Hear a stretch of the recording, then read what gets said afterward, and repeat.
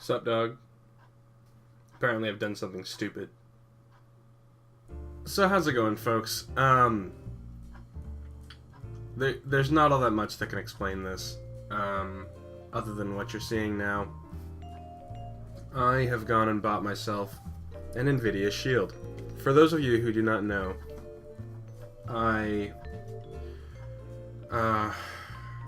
for those of you who do not know what the Shield is, sorry, I just woke up and I ran to the door to make sure it wasn't stolen off her porch, but, basically, the Shield, I'll just sort of go over its, general, points of interest. Essentially, Shield is a high-quality, performance Android gaming device. That is one of its many features. Essentially, it is currently, as of this day, what is it, September 4th, 2013, it is essentially the most powerful Android device on the market. The reason why that is first of all, that.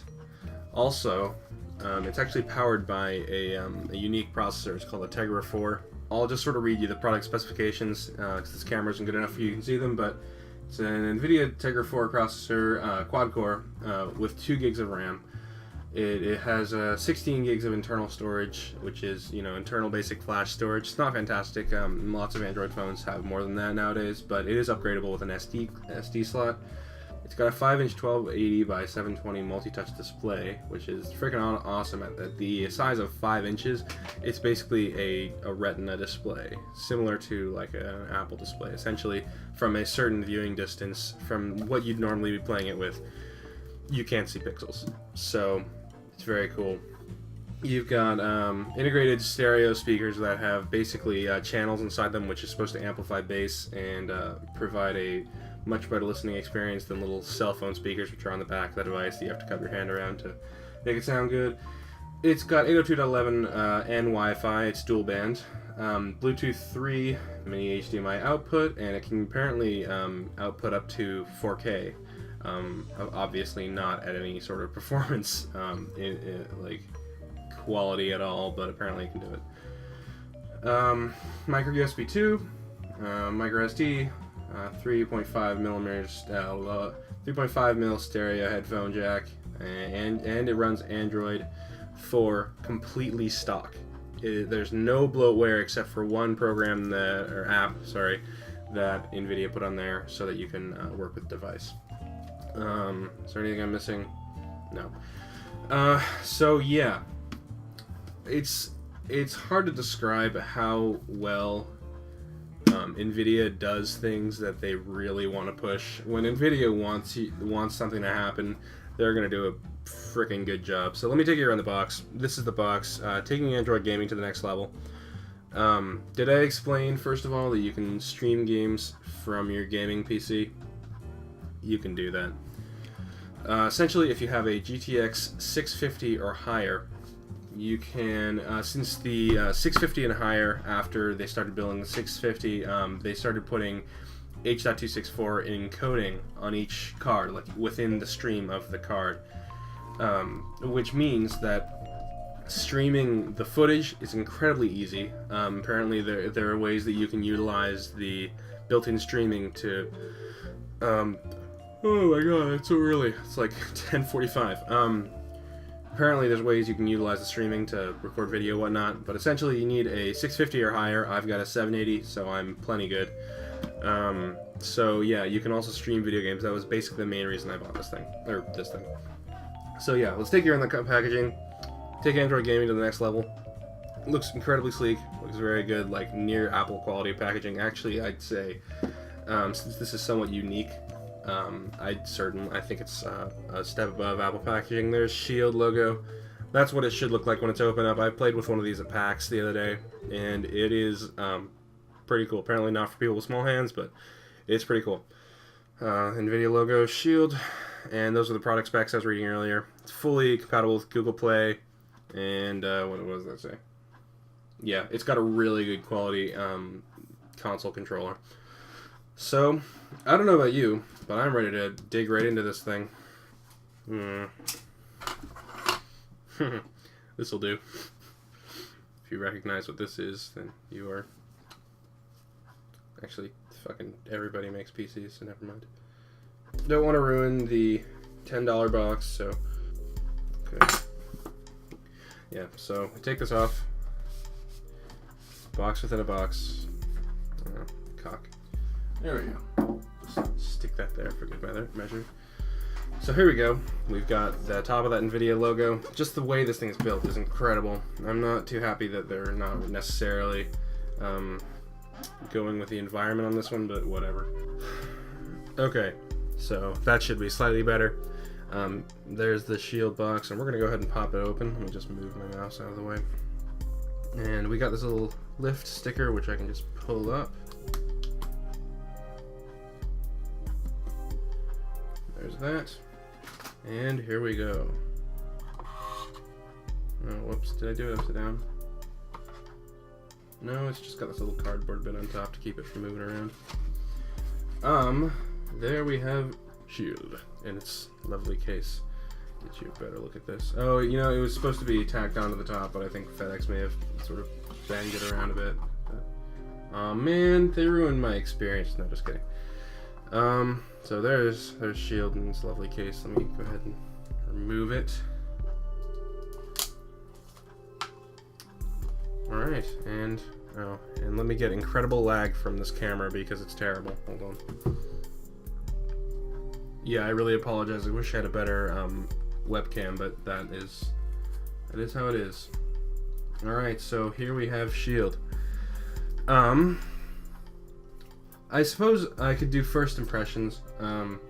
Basically, it feels the fact that all of the things about it, including the weight, the rubberized grips on everything. God, it smells like a freaking tire because all the rubber on it. Controls feel quality. Move the box out of the way. So I mean, yeah, let's take a look at the outside, I suppose. So yeah, I had to lower the frame. Sorry, not the frame rate. I had to lower the resolution of the camera because it's a piece of shit. So sort of take you around the outside. Here's the top of the device, or the lid that opens up. There's also the tag, which you can switch out. Apparently they were going to call these shields. That was where the product name came from. That really sticks to it. I've ordered another one of these, and also a case for it, because it's difficult to have a device like this if you don't want it to get scratched up and scuffed up, because it is a reasonable size, or a fair size. Here it is with sort of in a playing position. Actually, I'll do that again after we're done with the rest of it. So from the front, you can see the resolution doesn't help you see that, but that says Shield right there. Along the front, we have an air intake port, because this actually does use active cooling. Apparently, it can use so much power that the battery life isn't spectacular sometimes when you're playing heavy-duty games. But there we have the Nvidia logo. That used to be up here, but I digress. This thing is beefy as hell.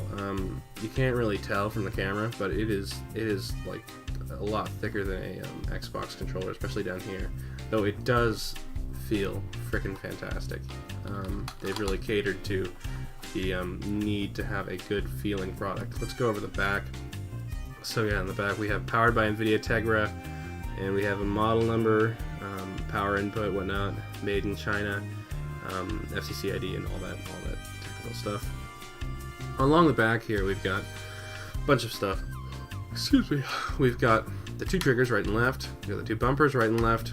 And then we've got quite a volley of little ports here. So going from the top left down to the bottom right, we've got the micro SD HC slot. Actually, it doesn't necessarily need to be HC, it just needs to be a micro SD card. I've got a 16 gig that I plan on putting in there. Maybe I'll upgrade to 64 later, but it doesn't really matter. We've got a mini HDMI out. We've got micro USB 2, which is meh, because micro USB 2 likes to break. And we got a headphone output. It's hard for you to see that, I'm sorry, but yeah, so that's the outside of the device. Really rugged feeling. It feels fantastic. I mean, for this premium price point, you expect to be having something that feels like this. Let's go ahead and pop it open. Alright. So lots of glossy, texturized stuff on it. There's a little plastic sheet, which I'd like to remove. There we are. Yeah, So it isn't completely touch. That's why the little thing has a little touch logo on it, and also it points to the Nvidia logo on the bottom there. That's basically the way you start it up. I'll just dump that. So yeah, let's go around. We got the left D-pad, the only D-pad for that matter. Oh, they've redesigned the thumbsticks.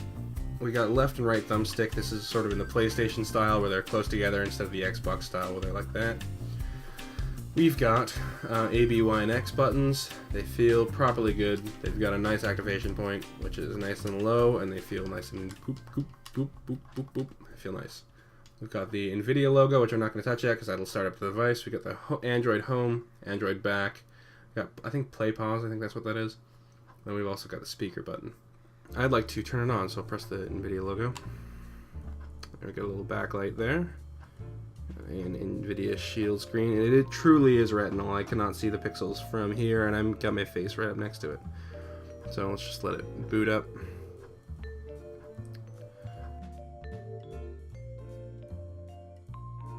So, yeah, it of course does look properly good. It is an Nvidia device. So get to know your Shield. Yeah, the Nvidia button. Press once to launch Shield games, find new games, and stream games from your GeForce GTX PC, like that one. And press and hold to open the power menu, so that's like holding down the power button on your phone. Alright, so I've set up Android fully, and it looks like it's synchronized with my Google account, and it'll be backing up, which is excellent. And we have got some very smooth operation here. I'm very excited to start using Android, the real Android now. I'm sick of using this 250 megabyte piece of shit. Sorry, that was very aggressive, but it really is a piece of garbage. So yeah, I'm excited to start testing apps out on it, and certainly try out PC streaming. In fact, I want to try that now. So I'm going to go ahead and pop open GeForce Experience. And I think it's on my SSD. There we go. Right, come on, behave.